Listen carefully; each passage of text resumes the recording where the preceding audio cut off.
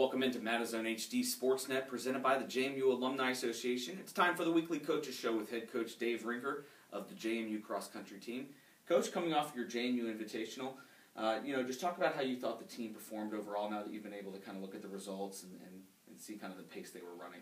Well, the top three ran excellent. I mean, as well as any three we've ever had run on that course, really since about 2003. So they did a great job. Our back group after that, our fourth, fifth, and sixth runners, they did a nice job, but I think that they didn't quite put themselves where they needed to be by the middle of the race. And then they fought hard the whole way. They just simply were a little bit too far back where they needed to be at the middle of the race. Talk about your freshmen getting really their first real taste of a collegiate race on Saturday, and talk about how you're going to work with them to try to progress them throughout this season.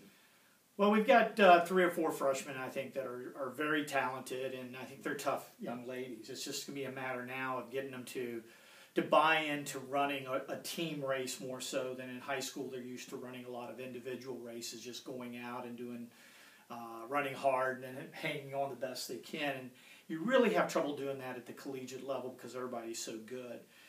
So if I can get them into buying into doing what I ask them to do, the big thing is that then allows us to make adjustments.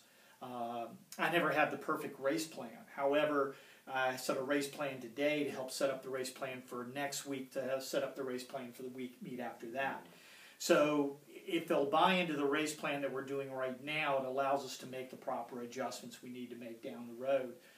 If they don't buy into the race plan, then I don't know what to do with them the next time.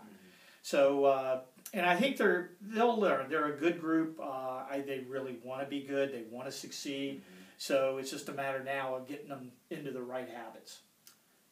Weather, it looked like it was going to be overcast, a perfect weather for cross-country running, and about K and a half, 2K into the women's race, the sky opened up and started pouring.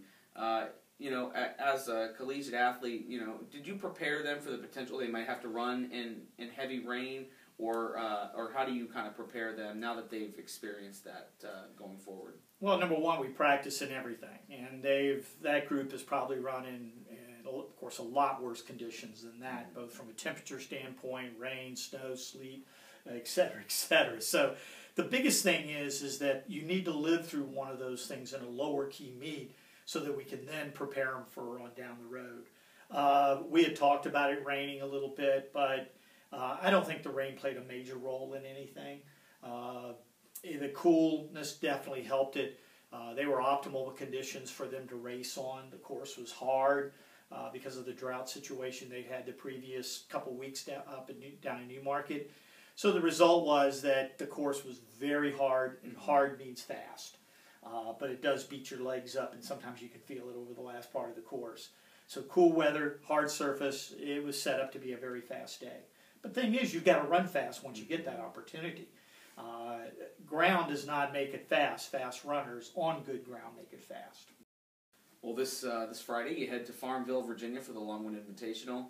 This is your 4th straight weekend you guys are competing. I mean, talk about scheduling that kind of setup where you guys are just kind of go, go, go here at the beginning of the season before you get to Paul Short and pre-nats. Well, since our first 2 meets were, I don't want to just say time trials, but more practice-type scrimmages is what you would call in most cases. But they counted as actual meets. They weren't high-key. We weren't really pumped up. We weren't psyched. We didn't set up real intricate race plans for them.